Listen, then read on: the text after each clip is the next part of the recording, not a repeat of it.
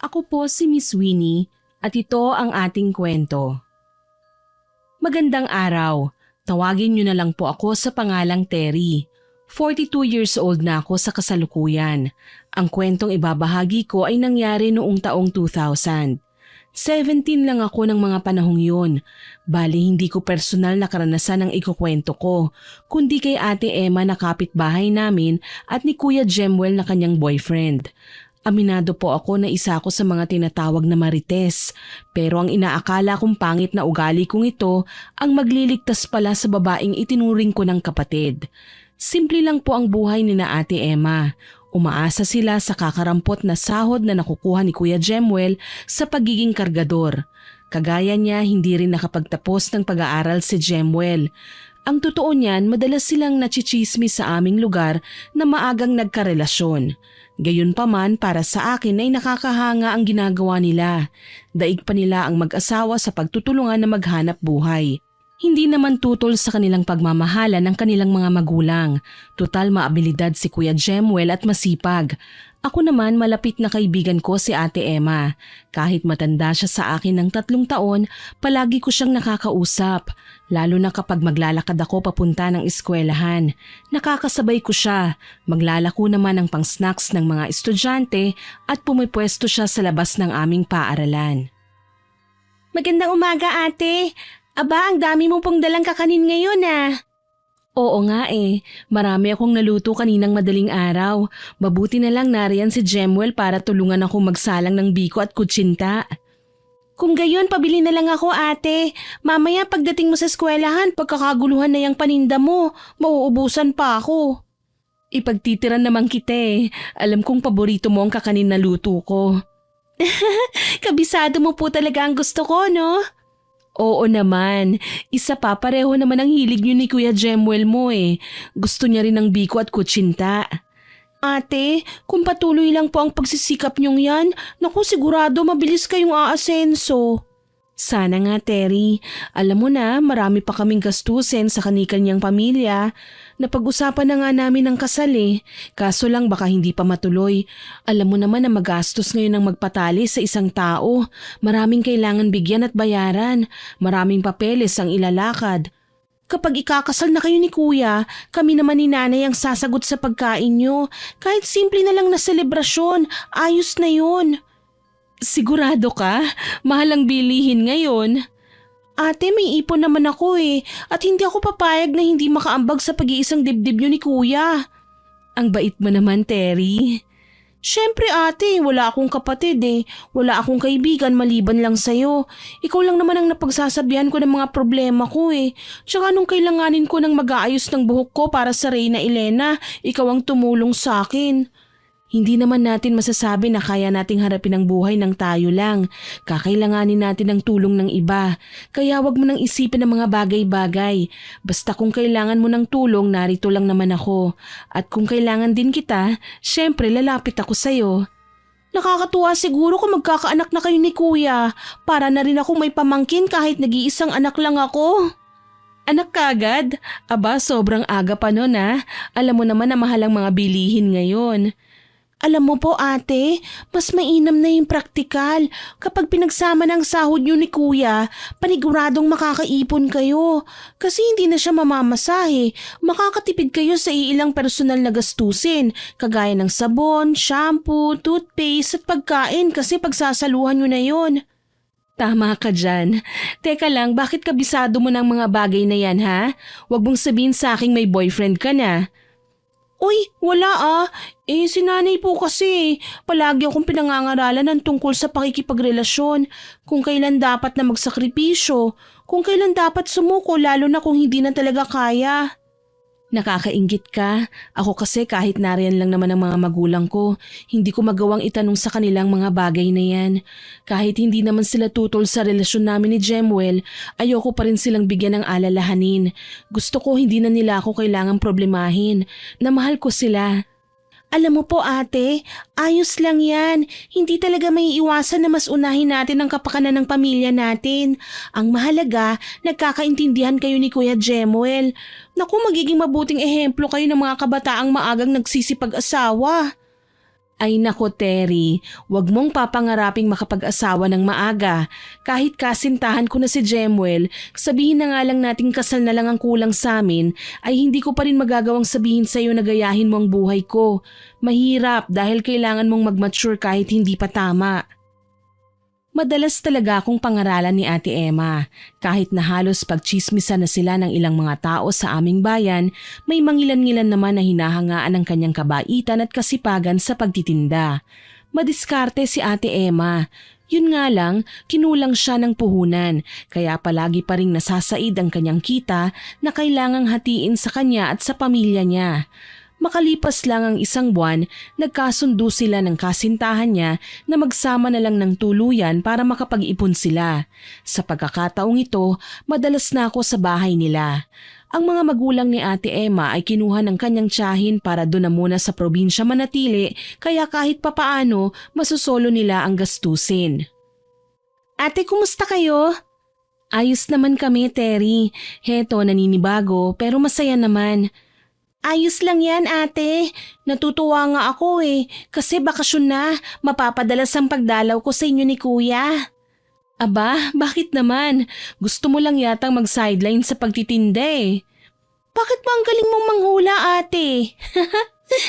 Wala ka pang sinasabi sa akin, alam ko na ang nais na sabihin ng mukha mo. Tsaka hindi mo ako maluloko, no? Nasaan nga pala si Kuya Jemuel? Nasa baryo. May nagpapahatid ng isang bilaong kakanin dun Sayang naman kapag hindi niya tinanggap yung order. Galante raw si Aling Roda alam ko na. Siya yung bagong lipat sa baryo. Mabuti naman at kakilala mo siya. Opo naman ate, madalas ko siyang makita sa baryo kapag inuutusan ako ni nanay na mamalengke. Ewan ko ba, palagi ko siyang nakikitang naka-makeup kahit nasa bahay lang. Mistulang rainbow ang mukha niya. Ganyan talaga mga babaeng galing sa syudad, Terry. Maarte sa katawan at hindi na paghihiwalay sa mga pampaganda. Alam mo na, mahilig sa kolorete ang mga kagaya nila. Tayo kaya, kailan makakabili ng lipstick? Aba, maganda ka na kahit simple lang hindi mo na kailangan ng kolorete sa muka. Tsaka gastos lang yun. Sabagay ate. Oh, hayan na pala si Kuya Jemuel. Sinalubong ni Ate Emma ang kanyang kinakasama sa may pinto. Kababakasan ng tuwa ang kanyang muka habang pinagmamasdan ng lalaking pinili niyang makasama. Jemuel, salamat naman at maaga kang dumating. Kamusta ang paghahatid mo ng kakanin? Ayos ba? Ayos naman, mahal. Alam mo na, kailangan ko makarami. Kaya kinausap ko ng iba pang mga suki natin sa baryo. O-order daw sila ulit sa atin. Si Aling Roda nga, kukuha ng 3 bilao Wow, ang dami naman! Kita mo na, Terry. Kaya tutulong ka ba sa amin? Sige ate, gusto ko yan. Kaagad naming pinlano ang susunod na paghahatid namin ng mga kakanin. Tutulong ako kay Ate Emma sa pagluluto at magkasama naman kami ni Kuya Jemuel sa paghahatid. Ako ang magkukumpirma sa mga magiging order namin dahil ililista ko ang kabuuan naming kita. Magkakatulong kaming 3 sa pagtatrabaho. Biko, kalamay at sapin-sapin ang niluto namin ng araw na yon. Maayos naming inihilera ang mga paninda namin sa bilao at binalot ng maigi. Ibinukod namin ang mga solong orders. Nang aalis na kami, kinalabit ako ni Ate Emma. Sana may mga bago kayong orders pag uwi nyo. Sigurado yan ate. Gagawin namin ang lahat, magkaroon lang ng panibagong order. Sige po at aalis na kami. Ingat ka muna dito, mahal ha? Magiging okay lang ako. Kayo ang mag-ingat. Sige, humayo na kayo. Halika na, Terry. May mga hahatidan pa tayo sa bukana.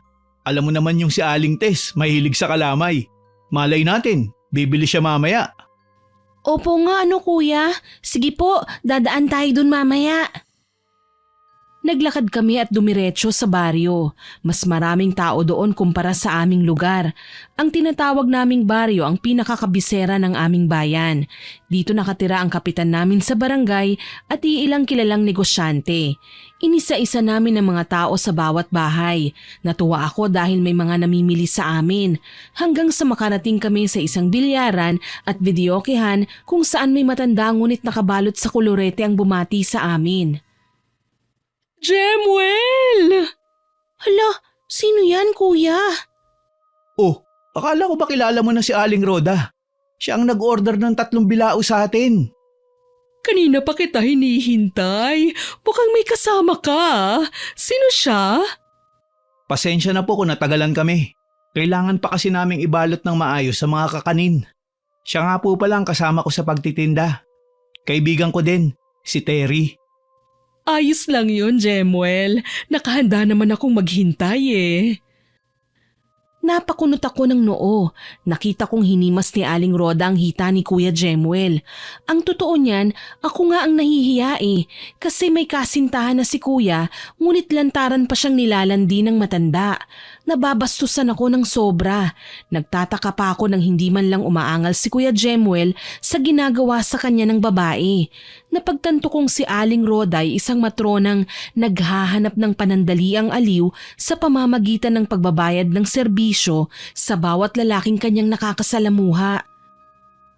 Masyado pang maaga para umuwi kayo. Paano dito muna tayo sa bahay ko? Terry, pwede ba tayong manatili na muna sa bahay ni Aling Roda? Ha? Kuya, marami pa tayong ibibenta eh. Ganito na lang, iha. Bibilhin ko ang lahat ng natitirang kakaning dala mo. Tapos mag-uusap lang kami ni Jemuel, ha? Okay lang ba yun? Ay, sige po. Kuya, sana bilisan mo lang, ha? Mamaya niyan, magtaka na si Ate Emma kung bakit natagalan tayo, eh. Huwag kang mag-alala at sandali lang naman tayo. Paano, iha? Mag-enjoy ka lang, ha? Babalik din naman kami kagad eh. Yung pinamili kong kakanin, papakin mo na lang habang nanonood ng TV. Sige po, ma'am. Maraming salamat po. Kuya, huwag mong kalilimutan ng oras, ha? Alam mo naman si ate, madaling mag-alala yun. Oo, ako nang bahalang magpaliwanag sa kanya. Batid kong may kakaiba sa kinikilos nilang dalawa. Hindi ko lang magawang kumprontahin si kuya dahil nahihiya ako. Ang lagay siya kasi at si Ate Emma ang amo ko, kaya natanggalan ako ng karapatan para magtanong. Nilibang ko na nga lang ang aking sarili sa pananood ng palabas habang sina Kuya Jemuel at Aling Roda ay hindi ko na alam kung saan nagpunta. Makalipas ang 1 oras, pumasok sa bahay si Kuya Jemuel. Pawisan, mukhang pagod. Nagtaka ako at napatanong sa kanya. Si Aling Roda naman, kasunod na pumasok ng bahay at nakatapis lang. Oh kuya, anong nangyari sa'yo? Bakit parang pagod na pagod ka? May nangyari ba? Wala naman. Ano, tapos ka na ba riyan? Aalis na tayo. Oy, teka lang, Jemuel. Tanggapin mo to, oh. Bayad ko yan sa pagmamasahe mo. Maraming salamat ha, sa uulitin. Salamat. Minasahe ni Kuya Jemuel si Aling Roda. Yon ang malinaw na pag-iintindi ko sa ginagawa nila. Sa totoo lang, hindi ko alam kung paano ba magre-react ng tama. Kakanin lang kasi ang binibenta namin. Pero si Kuya, may iba pang na-sideline. Hindi ako mapalagay kaya kahit noong naglalakad na pauwi, sinubukan kong kausapin si Kuya. Kuya, minasahe mo lang ba talaga si Aling Roda? Oo naman.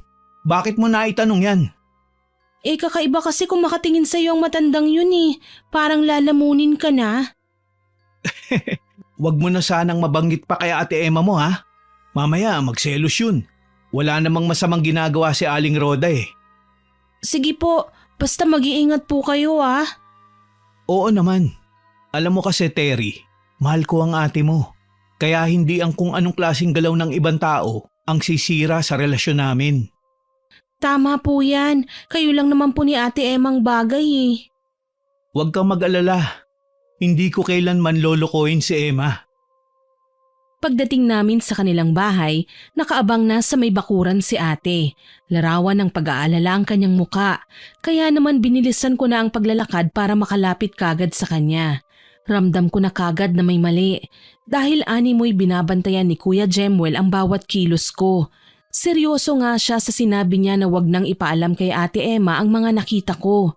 Sa paglipas ng mga araw, napapansin kong matamlay si Ate Emma. Madalas ding wala si Kuya Jemuel na hindi naman karaniwan. Kapag umaalis kasi ang lalaki, kailangan makabalik kagad ito. Kaso nga lang, madalas nang inuumaga ang lalaki sa lakaran at pagod na pagod. Hindi mapalagay, minsan kong nilibang si ate sa pakikipag-usap. Ate, kumusta na pala kayo ni Kuya Jemuel? Ayos lang naman kami, Terry. Bakit mo na itanong? Kasi parang madalas umaalis si kuya, madalas siyang ginagabi. Ayos lang po ba kayo? Baka naman po masyado na kayong nagtatrabaho. Nag-aalala po si nanay kasi parang wala na raw kayong panahon na mag-relax. Nakakatuwa naman si auntie, naiisip niya pa kami. Huwag kang mag-alala, Terry, ayos lang kami. Ate, bakit mukha kang malungkot?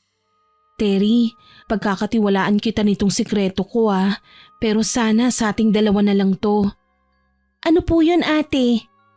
Si Kuya Jemuel mo kasi, may sinabi sa akin.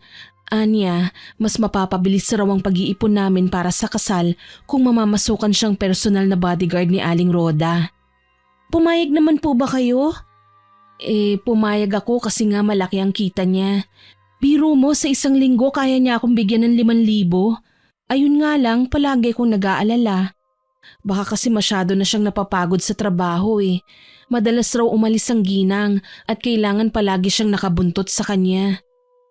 Hindi po ba kinukwento ni Kuya ang ginagawa ng matanda na nakakapagod sa kanya? Kinukwento naman, madalas daw nagsusumba si Aling Rhoda, tapos nagsha-shopping. Sa gabi naman nagbo-ballroom. Ang problema, siyang kinukuhang kapareha ng matanda kahit hindi siya marunong sumayaw. Nakakapagod nga po yung trabaho niya. Bakit nalulungkot ka, ate? Pwede mo naman siyang dalawin sa trabaho, hindi ba? O kung hindi naman, pagpahingahin mo na muna siya. Yun nga ang problema Ayaw niya. Sayang daw ang kita. Ang inaalala ko lang, halos hindi na siya umuwi dito sa bahay.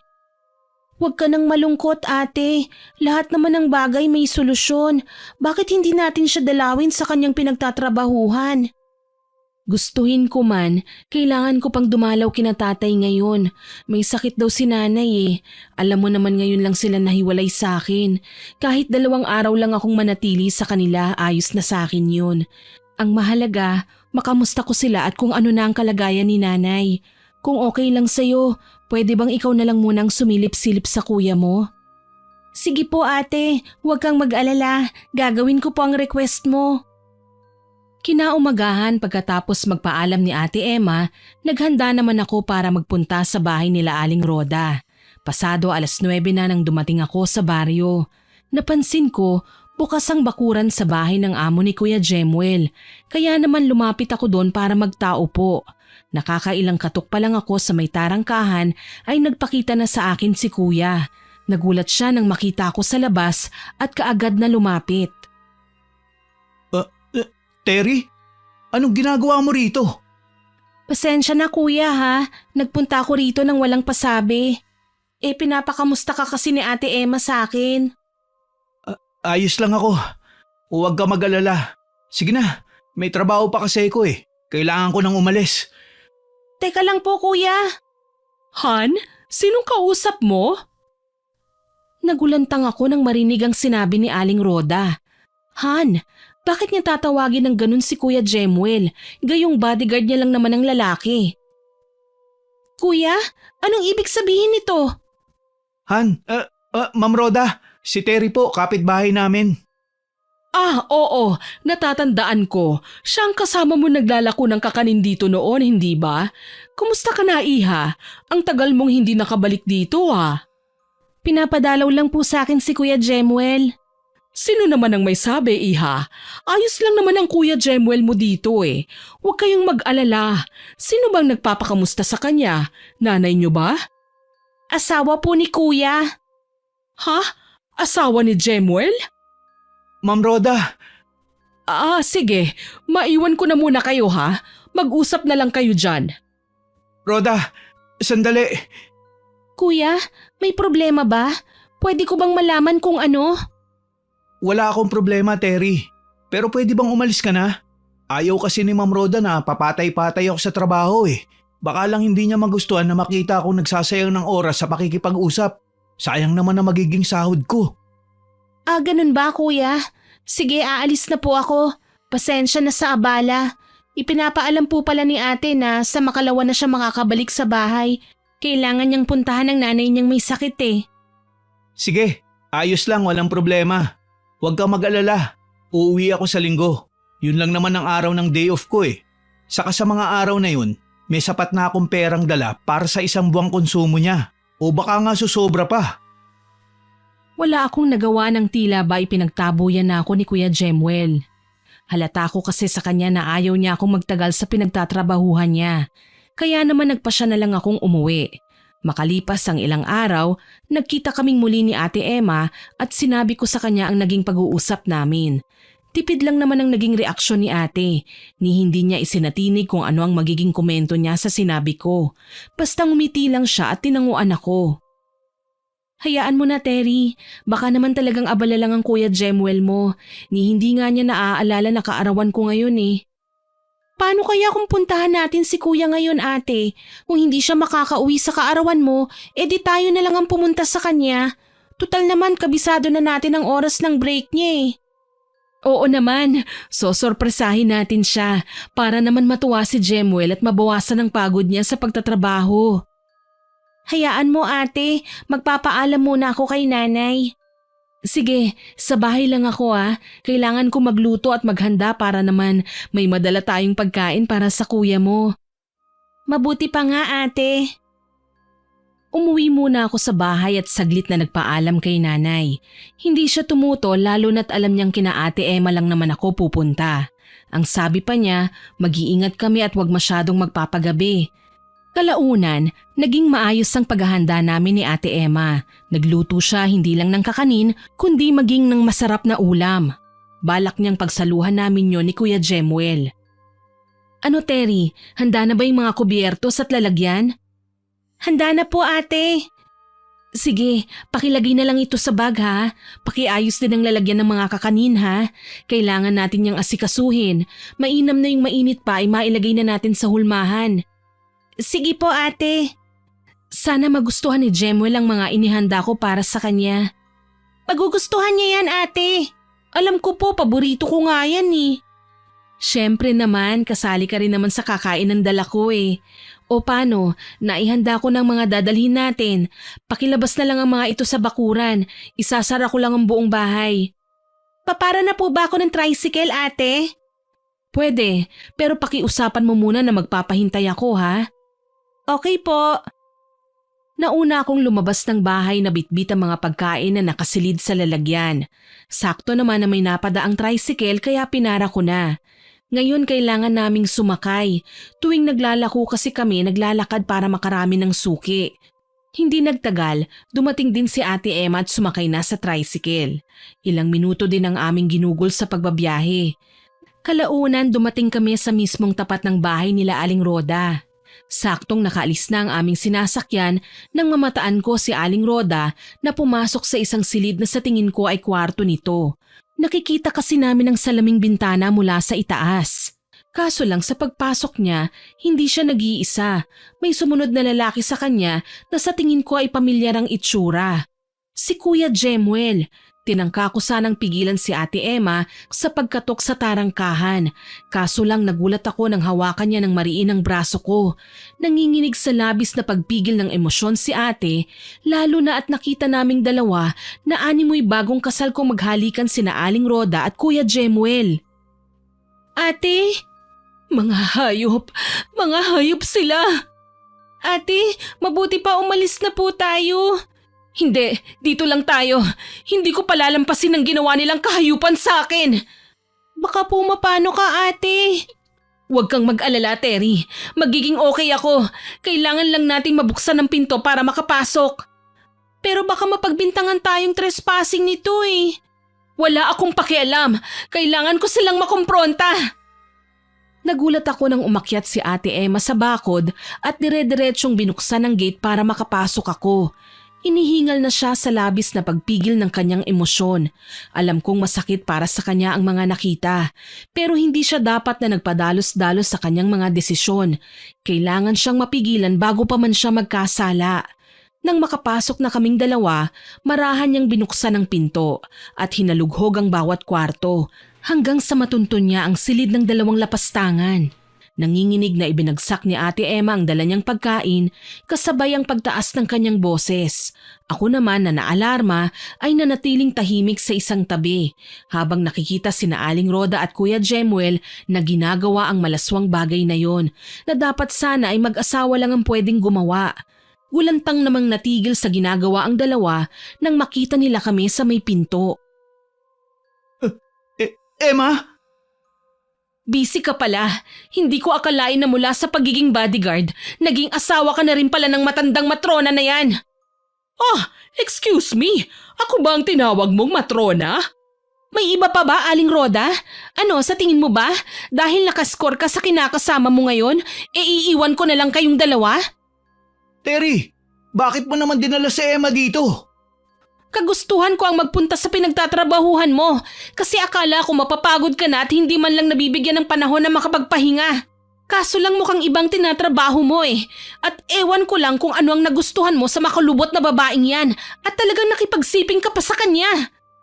Teka lang, mahal Emma, magpapaliwanag ako. Magpapaliwanag? Kitang-kita namin, Jemuel. Detalyado. Niloloko mo ko.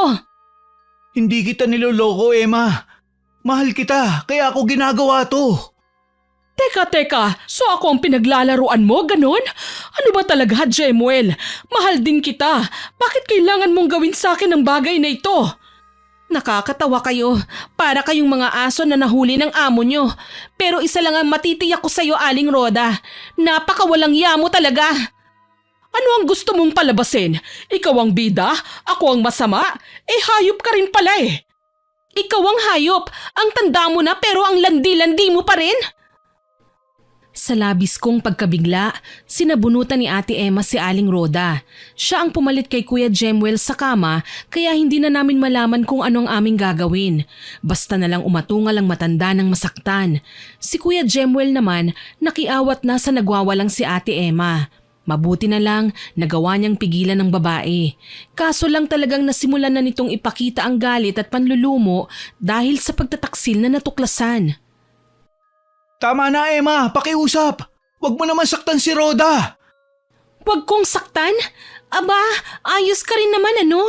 Bakit? Nakakatuwa bang ginawa niyo? Niloko niyo ako. Taksil ka, Jemuel. Ipinaglaban pa kita sa mga magulang ko tapos ganito pa ang igaganti mo sa akin? Nagpakatanga ako sa'yo. Sabi ko nga magpapaliwanag ako, hindi ba? Mahirap pang intindihin yun. Ate, halika na, umuwi na tayo. Mamaya na, Terry. Kailangan kong malinawan bago umuwi. Ano pong ibig niyong sabihin? Tutal naman tuwang-tuwa si Jemuel sa lugar na to. Gusto ko lang klaruhin kung sino nga ba talaga ang mahal niya. Kailangan kong malaman kung uuwi pa ba siya sa bahay o hindi na. Emma, wag mo naman akong papiliin ng ganito. Wag na? Nagpapatawa ka ba? Ibig mo bang sabihin talagang mamimili ka sa amin? Ano, mahal mo ba ang matandang yan ha? Mas masarap ba siya sa kama? Mas matanda sa'yo? Kadiri ka, Jemuel. Parang nanay mo ng babaeng yan ah. Ngayon, sabihin mo nga sa akin ang rason kung bakit kailangan mong mamili sa pagitan naming dalawa. Pakiusap, kumalma ka. Mag-usap tayo ng maayos. Habang pinagmamasdan ko sila, tila ako nanonood ng palabas sa telebisyon. Nakikita ko ang matinding emosyon sa mukha ni Ate Emma habang nagsasalita. Labis siyang nasaktan sa ginawa sa kanya ni Kuya Jemuel at kung ako man o sa akin nangyari ang bagay na yan, baka nga kinalbo ko pa yang si Aling Roda sa sobrang galit. Lumapit si Kuya Jemuel kay ate, miserable ang kanyang muka. Maya-maya naman lilingon kay Aling Roda na mukhang naghihintay din ang sasabihin niya.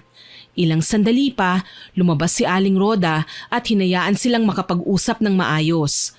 Nang sila na lamang dalawa, kaagad na hinarap ni Kuya Jemuel si Ate Emma. Mahal na mahal kita, Emma. Pero sana maintindihan mo na hindi lang tayo sa pagmamahalan mabubuhay. Kailangan din nating kumain at mag-ipon para sa kinabukasan nating dalawa.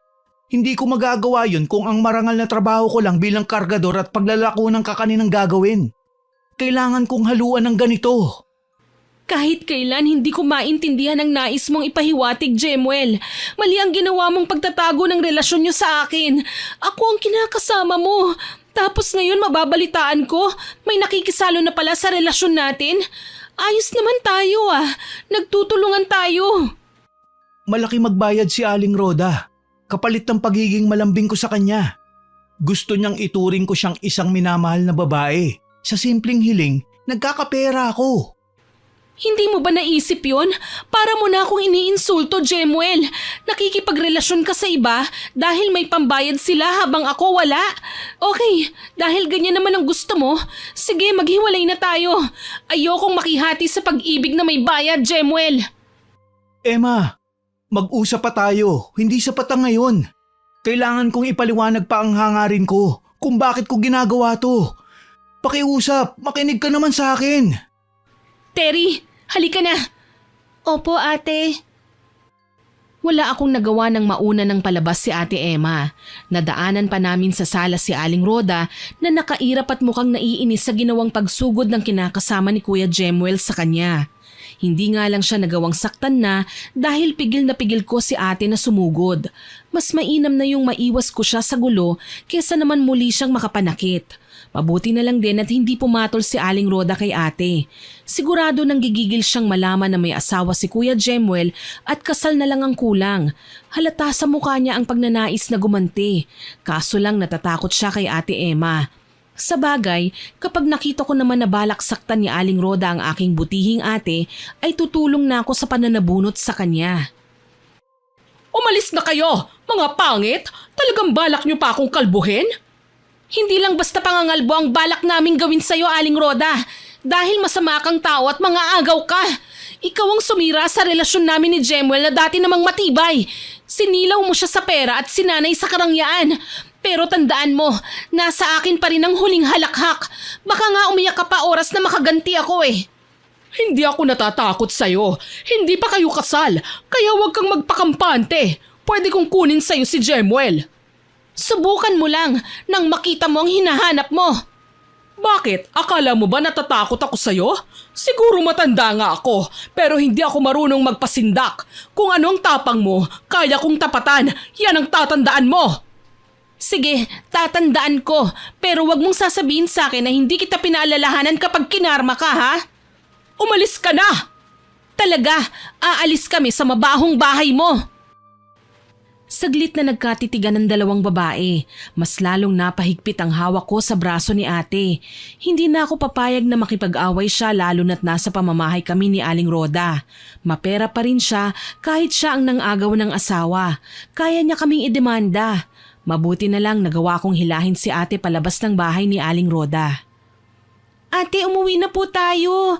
Nandito pa naman ako para makasalo mo sa kaarawan mo eh. Ang sakit, Terry.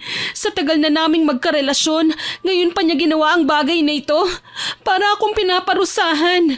Sana pala hindi na ako nag-asawa kung lolokohin rin lang ako. Ate, tama na po. Huwag mong hayaang tuluyang masira ang natitirang araw ng pagkakasilang mo sa mundo. Pakiusap, tama na. Umuwi na tayo, ate. Oo, Terry. Uuwi na tayo. Pagsisisihan ni Kuya Jemuel na hindi siya sumama sa atin pauwi dahil sobrang masarap ang hinanda mong pagkain. Tama, hindi pa naman tayo kumakain eh. Halika na, umuwi na tayo. Umuwi na rin kagad kami ni Ate Emma nang makapara kami ng tricycle. Naglaho ang pananabik sa mukha niya dahil sa mga nangyari. Bakit ba kasi kailangan pa naming pagdaanan ng ganito? Napakabuting tao ni Ate Emma para saktan lang siya ni Kuya Jemuel. Ni minsan hindi nagka-interes ang ate ko sa kahit sinong lalaki. Nanatili siyang tapat kay kuya sa kahit na anong sitwasyon. Para gumaan kahit papaano ang kanyang saloobin, kinuwentuhan ko siya ng mga nakakatawa. Mga karanasan kong hindi ko sana ibabahagi dahil sa kahihiyan, ngunit dahil kailangan kong makita ang pagguhit ng ngiti sa labi niya, nagawa kong sabihin. Ayos ka lang, ate. Huwag mo kong alalahanin, Terry. Okay lang ako. Ikaw, sana wag maging dahilan ng paglayo mo sa akin ang nakita mong ugali ko kanina, ha? Ate, ayos lang ako. Naiintindihan ko naman kung bakit kailangan maging ganun ka sa sitwasyon niyo eh. Tsaka asahan mo po, mananatili ang ganitong pakikitungo ko sa'yo. Hindi ito magbabago. Maraming salamat, Terry. Nalulungkot lang talaga ako eh. Pero hayaan mo na at lilipas din ito. Alam ko naman po yun eh. Tsaka malakas ka, ate. Kaya magagawa mong makausad sa problemang ito.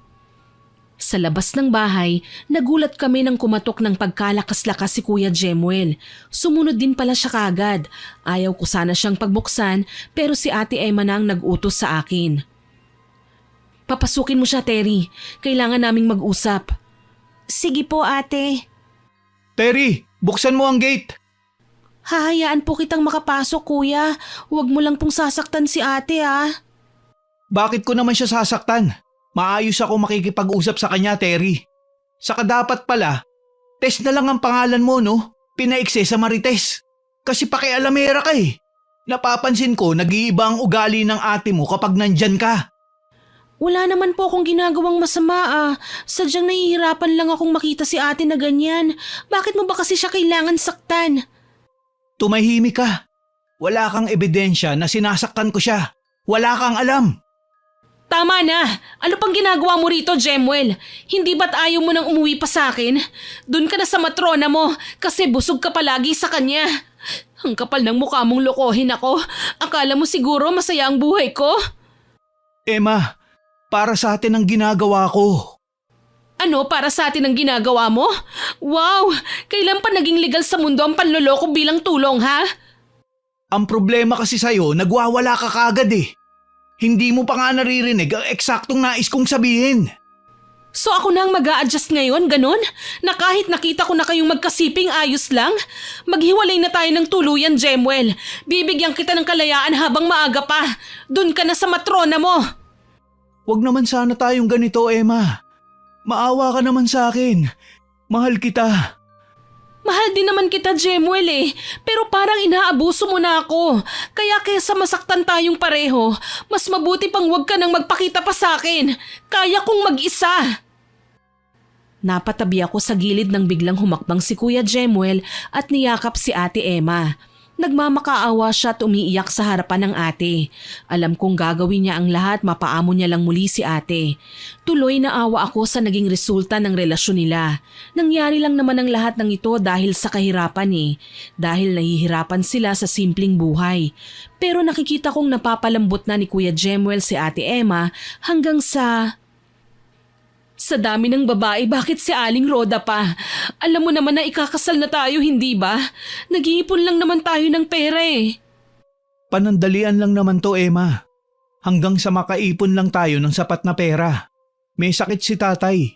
Yung mga naunang perang sinahod ko mula kay Aling Rhoda, ipinadala ko lang sa kanila para ipagamot siya. Ano? Bakit hindi mo man lang sinabi? Ayoko na kasing mag-alala ka, Emma. Saka noong magkasakit lang naman si tatay ako lumapit kay Aling Rhoda dahil nagpakita siya ng motibo. Ayoko naman pakialaman ang ipon natin kasi para sa ating dalawa yun. Di bali nang ako na ang malunod sa kasalanan. Basta ayos lang kayo ng pamilya ko. Nakakalungkot lang kasi, Jemuel. Pakiramdam ko, sinira mo ang kaarawan ko. Tinanggalan mo ako ng paniniwala sa pagmamahal natin. Hindi ko matanggap na kaya mo akong ilagay sa alanganin. Nakapagdesisyon na ako, Emma. Pagkatapos ng huling sahod ko kay Aling Rhoda, pangako, iiwanan ko na siya. Hindi na ako babalik sa kanya. Ayoko nang bumalik ka pa sa kanya. Mas may karapatan naman ako sa'yo eh. Kung sahod mo lang ang pinoproblema mo, hingin mo sa kanya yan ngayon at umuwi ka na rito. Kapag hindi mo ginawa, pangako wala ka nang uuwian. Napipilitan man, walang nagawang tumango si Kuya Jemuel. Ako man ay napapaismid sa kanyang ginagawa. Tila ba gusto pa niyang maka-score sa matanda kahit nakakairita na silang tingnan. Hindi kailanman babagay si Aling Rhoda kay Kuya. Para makasigurado, pinakiusapan ako ni ate na samahan si Kuya Jemuel. Binigyan niya ako ng tamang instructions sa kung ano ang gagawin at para na rin malaman ko ang mga galaw ng lalaki. Tuloy bumalik kami sa bahay ng kanyang matandang amo. Napataas pa ako ng kilay nang makita si Aling Roda na nakaabang sa may tarangkahan. Sadyang hinihintay ang lalaki. Dito ka na lang sa tapat. Ako na ang lalapit sa kanya. Pero kuya, ang sabi sa akin ni Ate Emma, mas lumapit pa ako sa inyo para marinig ko ang pinag-uusapan niyo eh. Alam mo Terry, parang sumusobra na yata ang panghihimasok mo sa buhay namin eh. Nakakainis ka na ha? Hindi ka naman dating ganyan kuya. Nagagalit ka lang ngayon kasi guilty ka sa mga pinaggagawa mo. Wala akong dapat na ika-guilty. Alam ko ang ginagawa ko. Alam mo naman pala kuya eh, bakit kailangan mong lokohin si Ate Emma? Nagtatrabaho din siya ng marangal kagaya mo. Ikaw lang tong atat na makahanap ng ibang putahe kaya ka… Sige, ituloy mo pa at baka masaktan na kita. Wala kang karapatan sa lahat ng bagay na may kinalaman sa amin. Itigil mo ng pakikialam. Hindi kita pinakikialaman kuya, sinusunod ko lang ang bilin sa akin ni ate. Dahil sa inis, tinalikuran ako ni Kuya Jemuel. Walang paalam na siyang nagtungo sa tapat ng bahay at hindi ako nakinig sa kanya. Talagang lumapit din ako at pinakinggan ang pag-uusapan ng dalawa. Jemuel, salamat bumalik ka. Bumalik ako, Roda, para sana kunin na ang huli kong sweldo. Kailangan ko nang gawin to. Wala akong pagpipilian. Anong ibig mong sabihin, Jemuel? Mahal ko si Emma. Hindi ko siya kayang iwanan. Mas mahalaga pa siya kaysa sa anumang bagay sa mundong ito. Sana naman, maintindihan niyo ako. Paano kita maiintindihan? Ibinigay ko ang lahat sa'yo. Ginusto kong makasama ka kahit magkalayo ang edad natin. Pero mali pa rin, Roda. Una kong minahal si Emma. May mga nasimula na kaming mga pangarap. Pasensya na kung kinailangan kitang gamitin. Na kailangan kitang lokohin. Gusto ko lang magkapera. Nasasabi mo lang yan dahil napipressure ka ng babaeng yon. Hindi mo kami maiintindihan. Palibhasa, hindi ka naman naghihirap sa buhay. Dati ka nang mapera, habang kami, kailangan pang kumayod para lang magkapera. Kaya nga kita binibigyan, hindi ba? Pero ang kapalit nun ay makasama lang kita hanggang sa tumanda ako. Bakit pati ba naman yun ipagkakait mo pa sa akin? Hindi kita mahal. Basta, akin na ang sweldo ko. Napatitig ako kay Aling Roda nang umatungal ng iyak ang babae. Hindi ko nga akalaing kaya niyang magpakababa para lang sa isang ordinaryong lalaki. Sabihin na nating katawa-tawa siya, lalo na at maihahambing na rin sa mga babaeng mababa ang lipad dahil kinailangan pa niyang manlimos ng pagmamahal para mapansin lang. Pero mas angat pa rin siya kahit hindi na mag-asawa eh, kasi may pera naman siya. Nabibili at nakukuha niya ang lahat ng kailangan niya para mabuhay. Dahil sa tingin ko ay matatagalan pa ang pagdadrama ng babae, nilapitan ko na kagad si Kuya Jemuel. Kuya, kailangan na nating umalis. Sige, susunod ako. Teka, hindi pwede! Kailangan kita, Jemuel! Roda, wag mo nang pahirapan ang sitwasyon natin. Hindi na pwede ang ginagawa mo. Kailangan na nating tapusin to. Akala ko iba ka sa lahat ng lalaki. Naloko mo ko! Pinaasa! Kuya, Ano ba? Kanina ka pa sabat ng sabat ah. Ano, naghahanap ka talaga ng gulo? Huwag mong pinapainit ang ulo ko ha? ano bang pakialam mo? Hindi naman ikaw ang kinakausap ko ah. Oo nga, pero nag-uusap pa kami ni Jemuel. Aling Roda, mahiya ka naman ng konti. Parang anak mo na po si Kuya Jemuel ah. Buti hindi siya kinikilabutan sa'yo, no? Napaka-intrimitida mong babae ka. Talagang gulo ang hinahanap mo. Sumusobra na po kasi kayo eh. Sa tuwing magpapaalam sa inyo si Kuya Jemuel, tsaka naman umaatake yung kunwari ay pahikbi-hikbi niyong galawan. Nakakairita nga po talaga eh. Ako pang nakakairita? Pwes wala ka namang magagawa kung sino ka man. Hindi ko pakakawalan si Jemuel. Sa akin siya. Ano ba, Roda? Magpapatigasan tayo? Sige, sa'yo na ang huling sweldo ko. Hindi ko na ito kukunin pa sa'yo. Hindi kita isusuko, Jemuel. Babalik ka rin sa akin. Tandaan mo yan. Magsisisi ka na iniwan mo ako. Babangungutin ka. Nagulat ako sa biglaang paghablot ni Kuya Jemuel sa akin. Kababakasan ng galit ang kanyang muka, lalo na't pinagtitinginan kami ng mga taong paruot parito sa kalsada. Ni hindi ako nakaangal ng pumara ng tricycle si Kuya Jemuel at nagmamadali kaming sumakay. Makalipas ang ilang minuto, nakarating na kami sa harapan ng kanilang bahay. Kuya, paano na po yan? Hindi mo na makukuha yung sahod mo. Bakit pa? Wala din naman mangyayari. Nakita mo naman, hindi ba? Ngayon alam mo, medyo nagtatampo ako sa'yo. Para kasing ang sama-sama ng tingin mo sa akin eh. Nagkamali ako sa pagpatol kay Aling Rhoda, Terry. Pero may pagkakataon pa naman ako magbago. Pasensya na rin po kuya kung masyado akong naging pakialamera. Hindi ko naman po intensyon na guluhin kayo ni ate. Alam mo naman po na ikaw ang pinili niya. Sana man lang makuha niya ang pagmamahal na karapat-dapat para sa kanya. Ate at kuya na ang turing ko sa inyong dalawa. Hindi na po mababago yun. Kung sa tingin niyo po kontrabida ako, ganun lang po ako kasi nga hindi ako komportable sa nangyayari sa inyong dalawa. Basta, salamat. Oh, kanina pa ba kayo dyan? Bakit hindi kayo pumasok? Pasensya na, Emma. May pinag-usapan lang kami. Oo nga pala, hindi ko na nakuha ang sweldo ko kay Aling Rhoda. Naisip ko, kabayaran ko na yon sa abala na nagawa ko sa kanya. Siguro hindi kayo maniniwala, pero tinapos ko ng lahat sa aming dalawa. Patawarin mo sana ako, Emma. Nabulag at nasilaw lang talaga ako sa malaking halaga na kayang ibigay ni Aling Rhoda sa akin. Nakalimutan ko na kahit para sa ating dalawang ginagawa ko, maaapektuhan ka pa rin. Kalimutan mo na yon. Ang mahalaga, namulat ka na sa tama. Alam mo, kahit nagalit ako kay Aling Rhoda, kailangan pa rin kitang sawayin. Mali ang ginawa mo, Jemuel. Pinaasa mo ang matanda. Sinaktan mo rin ako eh. Huwag mo na sanang uulitin yon. Pangako. Mula sa araw na yun, nanumbalik ang tamis ng pagsasama ni na Kuya Jemuel at Ate Emma. Magkatuwang sila sa lahat ng bagay. Sa katunayan, nagkaroon sila ng munting negosyo. Mabuti na lang hinayaan ng mga magulang ni Ate Emma na magtayo sila ng munting pwesto sa harapan ng bahay. Lumipas din ang 4 na buwan nang wala nang sino mang nanggugulo sa kanila. Isang araw, ipinatawag ako ni Ate Emma para sa munting salo-salo sa bahay nila. Anong meron ate? Parti ka na ng pamilya namin, Terry. Kaya karapatan mo ring malaman kung ano ang ganap sa buhay namin. Parang nakakakaba naman yan. Hindi mo naman kailangan kabahan. Magandang balita ang sasabihin ko sa inyo ni Jemuel.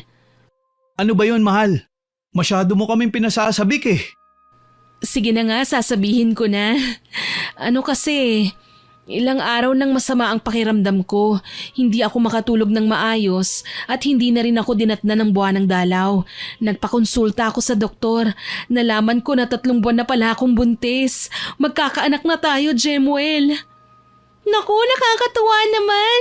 Masaya ako para sa inyo, ate. Talaga, mahal? Magiging tatay na ako? Ayaw mo ba? Siyempre, gusto! Nagyakapan ng 2 magsing-irog habang tuwang pinapalakpakan ko sila.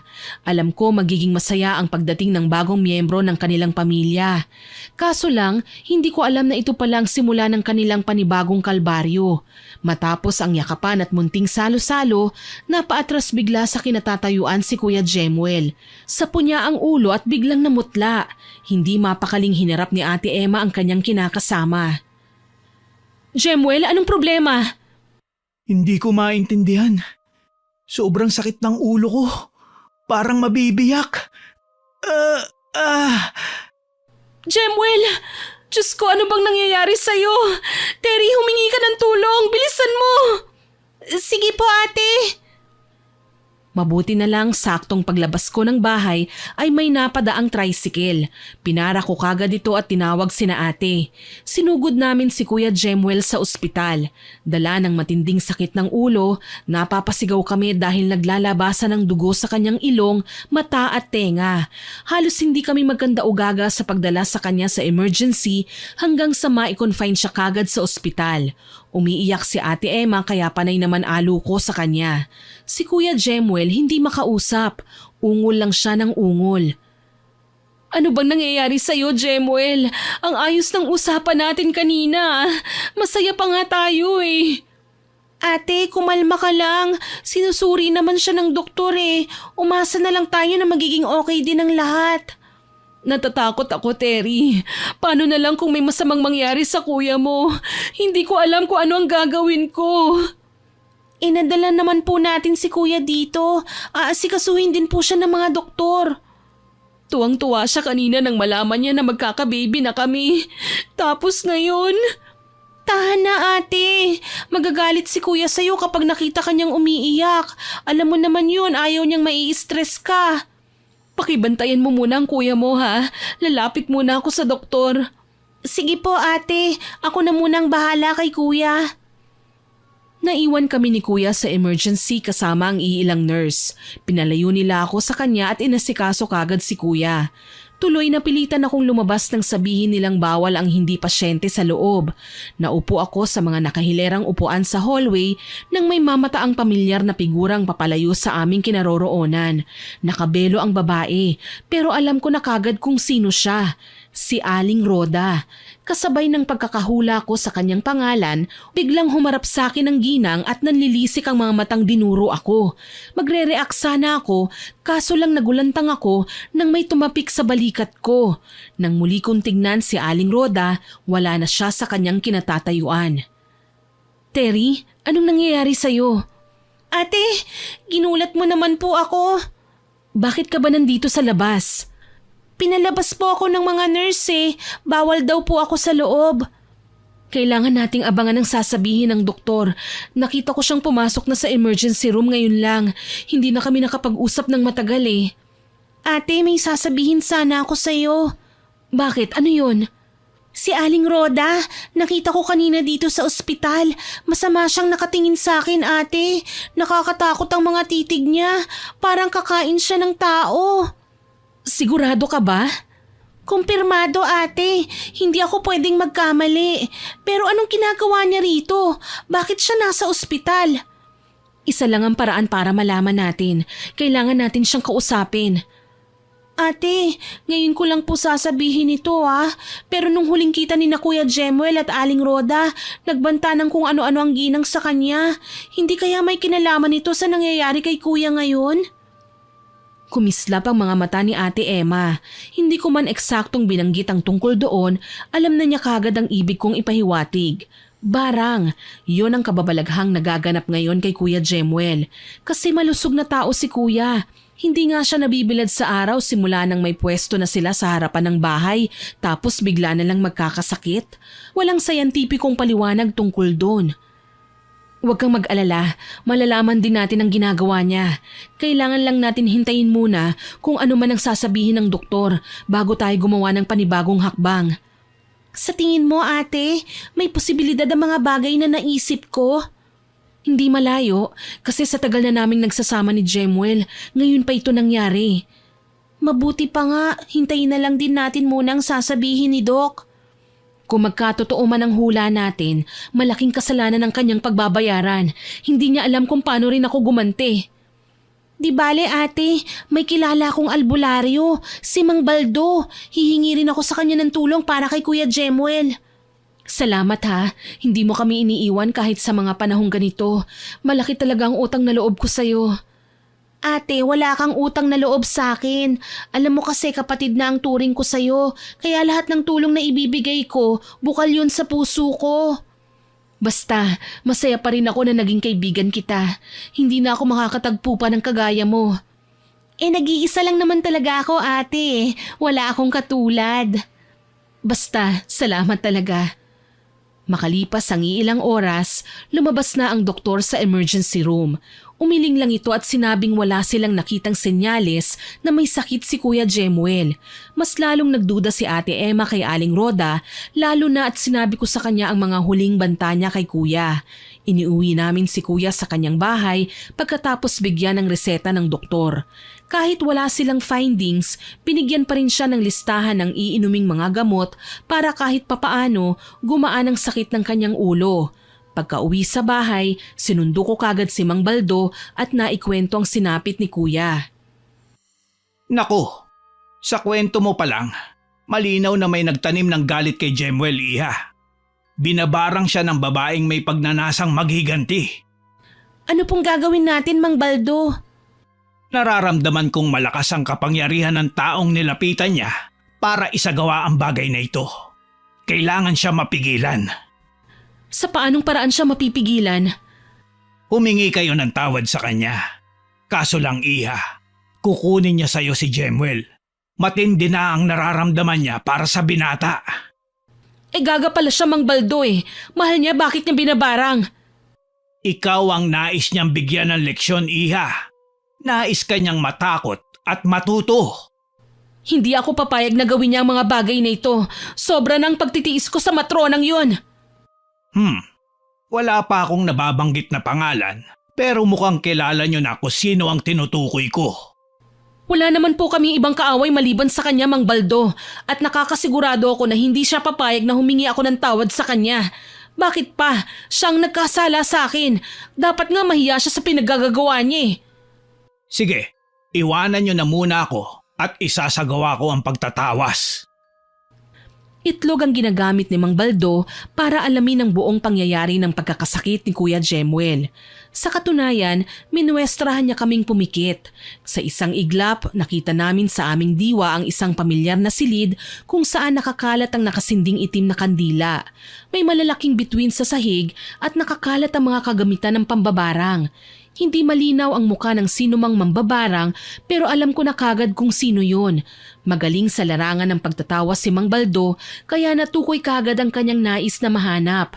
Para hindi siya madistorbo, nagpasya kami ni ate na umalis na muna. Hindi ko naman namalayan na sa pagsakay namin ng tricycle at pagpunta sa baryo, sa mismong harapan ng bahay ni Aling Roda kami bumaba. Nagulat ako nang mabangis na kinalampag ni ate ang tarangkahan ng bahay ng babae. Aling Roda! Lumabas ka dyan! Harapin mo ako! Duwag naman babarang! Ate, pinagtitinginan tayo ng mga tao. Kumalma ka lang. Kailangan na naming tapusin ang lahat ng ito, Terry. Hindi ako papayag na magtagumpay siya sa pananakit sa amin. Pero ate, baka idemanda tayo ng matandang yan. Wala siyang karapatang idemanda ako. Siya ang may kasalanan ng lahat ng ito. Kailangan lang kasi nating mag-ingat. Baka ikaw pang mapahamak. Nakikita mo naman na nasa hindi natin mahula ang sitwasyon si Kuya Jemuel mo, hindi ba? Bakit kailangan pa nating magpakabait? Gayong sinasalbahin na nga tayo ng ibang tao. Bago pa man ako makasagot, nagulat ako nang bumukas ang pinto ng bahay at magarbong lumabas si Aling Roda. Masama ang tingin niya sa amin. Nakumpirma kong siya nga ang babaeng nakita ko sa ospital dahil yun din ang suot niyang damit kanina. Ang kapal naman ang mukha niyang sumugod dito sa bahay ko. Anong kailangan niyo at kung magwala kayo ay daig niyo pa ang hindi nabigyan ng ayuda? Buisit kang haliparot ka? Binarang mo si Jemuel. Akala mo ba makakalusot ka sa akin? Bakit mo naman ako pakikialaman, Aber? Wala kang ebidensya na ako ang dahilan ng pagkakasakit ni Jemuel. Simula nang iniwan niya ako, hindi na kami nagkikita. Hindi na nga kayo nagkikita, pero ginagawan mo pa rin ng paraan para makuha siya sa akin. Bakit, masama bang loob mo na hindi ikaw ang pinili niya? Sinira mo ang relasyon namin. Ikaw ang dapat na magdusa. Kaso nga lang nagkamali ka ng pinarusahan. Ang lalaking mahal ko pa. May ebidensya ka? Heto ang ebidensya ko! Nagulat ako nang mabuksan nga ni Ate Emma ang gate at walang pakundangang pumasok doon. Ako naman natatarantang sinundan siya. Tinangka ko siyang pigilan kaso lang hindi ko magawa. Kay bilis niyang naatake ang ginang. Sa isang iglap, nasa lupa na silang dalawa at nagpapaligsahan kung sino ang malakas humila ng buhok. Hayop ka, mambabarang! Haliparot! Kabit! Hindi ako magpapasindak sa'yo. Kaya kitang tapatan, ha? Ate, utang na loob. Huwag ka nang makipagsabunutan. Alam mo naman na buntis ka. Hindi ko alam kung isa bang malaking pagkakamali ang ginawa kong pagsigaw tungkol sa sitwasyon ni ate. Tila nanlisik kasi ang mga mata ni Aling Roda at malakas na sinipa ang tiyan ni Ate Emma. Napahiyaw sa sakit ang babae. Si Aling Roda naman ngumisi at natuwa sa kanyang ginawa pero kaagad na umatras at pumasok sa loob ng bahay niya. Napasigaw ako nang makitang dahan-dahan nang dumaloy ang masaganang dugo sa kanyang hita. Nahihintakutan siyang tumingala sa akin. Terry, tulungan mo ko, Terry! Terry! Ito na nga ba ang sinasabi ko eh. Ipapahamak mo lang ang sarili mo, ate. Sinipa ng walang hiyang-hiya ng tiyan ko, Terry. Tulungan mo ako. Kailangan mo akong dalhin sa ospital. Iligtas natin ang dinadala ko. Opo, ate. Saglit lang, magtatawag ako ng tulong. Papatayin kita, Rhoda. Hayop ka. Masahol ka pa sa demonyo. Ate, halika na. Hindi na nakaangal si Ate Emma nang sapilitan ko siyang isakay sa tricycle. Nagpahatid kami sa ospital at kaagad na ginamot si ate. Maya-maya pa, nakipag-usap sa amin ng doktor na tumingin kay ate. Aniya, malungkot niyang inanunsyo na patay na raw ang sanggol sa sinapupunan ni Ate Emma. Hindi nakaligtas ang sanggol sa pagsipa ng ginang. Umuwi na si Ate Emma sa bahay nang matapos siyang gamutin. Iyak ng iyak ang babae at halos hindi ko makausap ng matino. Palagi niyang sinasabi sa akin na kinamumuhian niya si Aling Rhoda. Ang matanda ang dahilan kung bakit nawalan siya ng anak. Ni hindi raw niya alam kung paano ipapaliwanag kay Kuya Jemuel ang lahat ng pangyayari. Kasalanan ko ang lahat ng ito, Terry. Kung sana nakinig ako sa'yo, baka buhay pa ngayon ang sanggol sa sinapupunan ko. Ate, huwag mo nang sisihin ang sarili mo. Nangyari ang lahat ng iyon dahil kay Aling Rhoda. Gaganti ako sa kanya sa paraang gusto niya. Humanda siya. Kung ipinakita na niya ang kakayahan niya, hindi pa niya masisigurado ang hampas din ng ganti ko. Ano po bang gagawin mo, ate? Natatakot na ako sa mga naiisip mo eh. Basta, ako nang bahala ron. Huwag kang mag-alala. Kaya nating tapatan si Aling Rhoda. Hindi ko akalain na ang mga bagay na labis kong kinatatakutan ay taglay din pala ni Ate Emma. May mga tinatago siyang gamit na pambabarang, mga manika, garapon na may insekto at kung ano-ano pa. Iniladlad niya ang mga yon sa sahig ng kanilang kwarto. Sa kabilang silid kasi nakapwesto muna si Kuya Jemuel dahil ayaw ni ate na makita ng lalaki ang ginagawa niya. Matapos ang iilang gamutan ni Kuya at Mang Baldo, naging okay naman kahit papaano ang lalaki. Ayun nga lang, hindi nito magawang magsalita.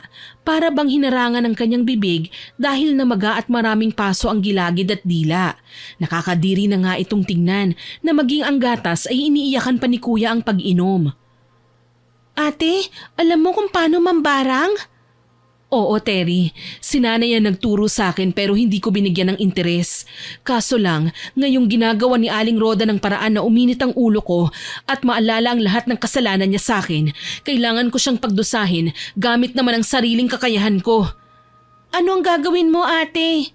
Kailangan kong bigyan ng karamdaman si Aling Rhoda. Pagsukahin ko kaya siya ng ipis dahil mukha namang peste ang maharot na babaeng yon. Malay natin, hindi na siya mang-agaw ulit kapag nakapagsuka na siya ng insektong kinatatakutan niya. Hindi po ba masama yan, ate? Ano naman ang gusto mong gawin ko, Terry? Matuwa lang sa kanya? Pinarurusahan niya si Jemuel. Nakunan ako ng dahil din sa kanya. Sa tingin mo dapat ba akong matuwa? Kung ganon, hindi na kita pipigilan, ate.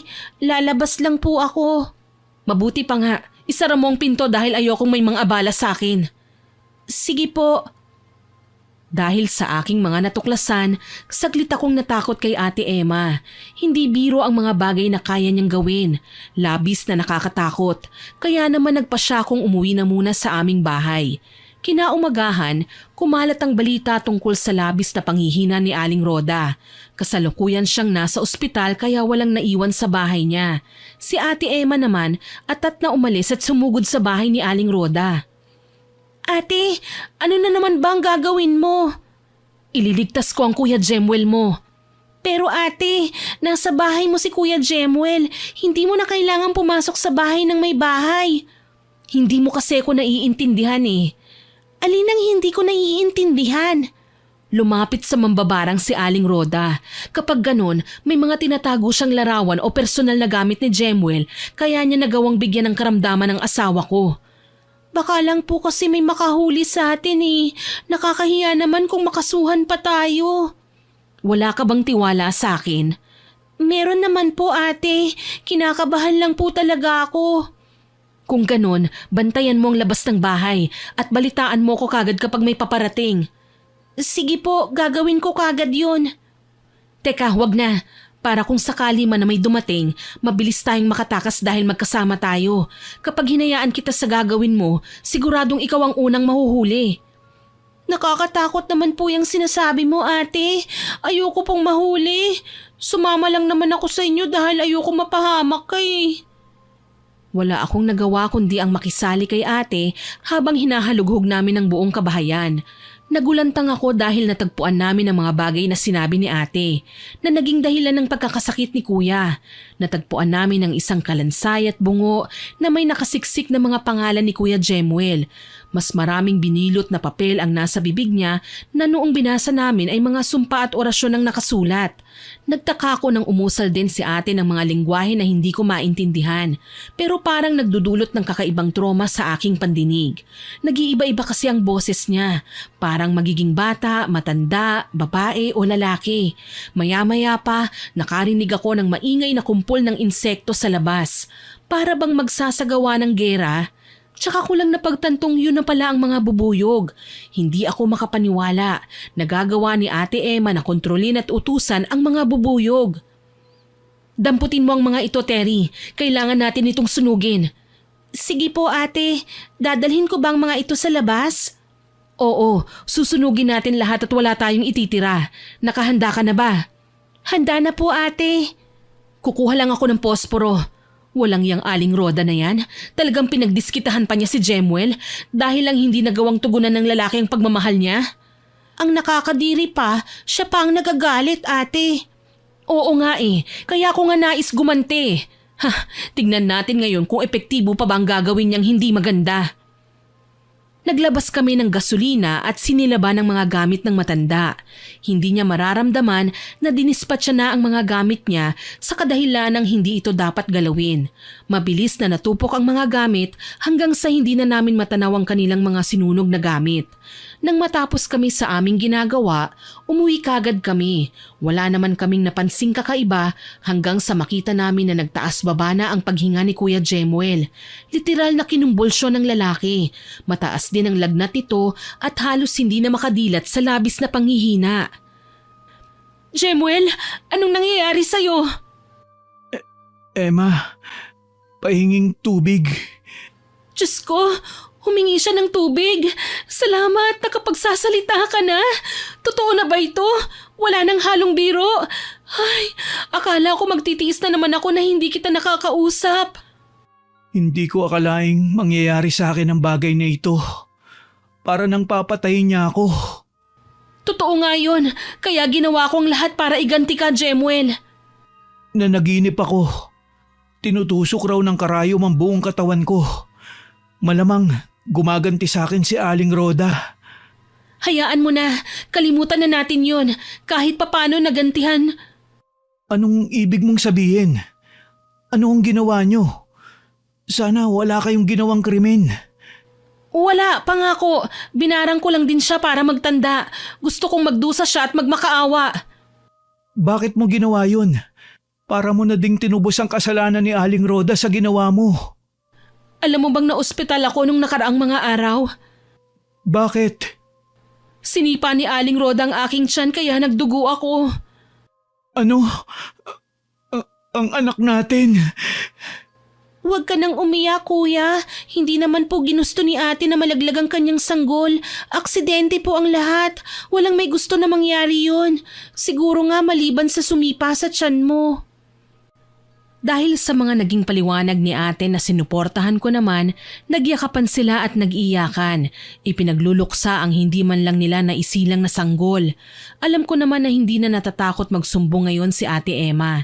May ginawa naman siya na kakaiba kay Aling Roda at makikibalita na lang ako bukas dahil sa tingin ko naman walang naging lusot ang ginang sa dami ng mga bubuyog kanina. Si kuya naman, hindi ko akalaing mistulang milagro ang paggaling niya na kung si Mang Baldo lang ang gagamot ay hindi pa gagaling kaagad. Kinaumagahan, habang nagwawalis ako sa labas, ay narinig ko ang usapan nila nanay at ng kanyang kumari. Patay na raw si Aling Roda. Nagulat ang mga doktor nang inatake siya ng sandamakmak na mga bubuyog. Binutas ang kanyang buong katawan hanggang sa tuluyan na nga siyang mamatay. Ang nakakaawa pa, walang pamilya ang kumuha sa bangkay niya kaya nagpa siya ang punerarya na idonate ang katawan niya sa isang universidad para mapag-aralan. Tuloy, ibinalita ko ang mga nalalaman ko kay Ate Emma. Nagkataon naman na nasa bahay nila si Mang Baldo na kinakabitan ng mga pangontra ang bawat sulok ng bahay ni Ate Emma. Hay, kung alam lang niya ang ginawa ng babae para magapi ang kalaban, siguradong magagalit sa kanya ang ginang. Patay na si Aling Roda, ate. Nabalitaan ko kanina. Inatake raw ng sandamakmak na bubuyog sa ospital. Sabihin mo nga, ate, may kinalaman ka ba doon? Wala akong kinalaman doon, ano? Misteryoso raw ang pagkamatay ni Aling Roda. Mula sa pagsusuka ng ipis hanggang sa pagtatai na puro uod. Hindi ko na alam kung paano niya natiis ang mga bagay na yun. Ganun ba? Di masaya na ako. Nakaganti na ako sa mga ginawa niya sa sanggol sa aking sinapupunan. Ay, tiyak na ang paggaling ni Jemuel kung ganun. Wala na ang bumarang sa kanya. Pero malaki pa din po ang naitulong niyo sa akin, Mang Baldo. Utang ko sa iyo ang buhay ko. Huwag kang magsasalita ng ganyan. Kasiyahan ko ang tumulong sa kapwa. Pagkatapos po ba ng mga nangyari, ate, gagamitin mo pa po ba ang kakayahan niyo kahit okay na ang buhay niyo? Anong kakayahan? Naku, Mang Baldo, hayaan niyo na po sila. Ang mabuti pa, ipagpatuloy niyo ang pagpapausok ng insenso sa paligid ng bahay. Ay, munti ko na ngang makalimutan, pambihira. O siya, sa likod bahay lang ako ha? Sige po. Ano na, ate? Gagamitin mo pa ba ang pambabarang? Mukhang marami ang mga kagamitan mo dyan eh. Hindi na kailangan. Lahat ng kakailanganin namin, iaasa na lang namin kay Mang Baldo. Magaling siya. Kung hindi dahil sa kanya, baka hanggang ngayon nagdurusa pa rin kami. Masaya po ako sa inyo. Magaling na si kuya. Ikaw naman ay makakasama na siya ng tuluyan. Tama ka, Terry. At nagpapasalamat ako sa lahat din ng naitulong mo. Napakalaking bagay nun. Wala namang kaalam-alam si Mang Baldo sa ginawa niyang panggagamot dahil kumilos tayo ng palihim. At least gumaling naman ang lahat at wala nang mananakit pa sa atin. Nalulungkot ako sa sinabi ni Terry. Pero nakahanda akong kalimutan siya. Dahil mas pinili niyang pumanaw na kaysa sa maghanap pa ng gulo. Mula noon na natili ng maayos ang buhay nila Kuya Jemuel, panaka-naka pa rin siyang nagpapagamot kay Mang Baldo dahil may mga naiwang kung ano-anong karamdaman sa kanyang katawan. Gumagaling din naman siya kagad kaya ayos lang. Kahit papaano, natutunan na rin niya ang kanyang leksyon. Huwag nang manloloko ng kapwa. Ang lahat ay may katapat na kaparusahan at siguradong aanihin mo ang karma. Hanggang dito na lamang po. More power po sa inyong channel at God bless. Naway kapulutan nyo ng aral ang aking ibinahaging kwento. Hanggang sa muli, ako po si Miss Winnie na nagpapasalamat sa inyong pakikinig.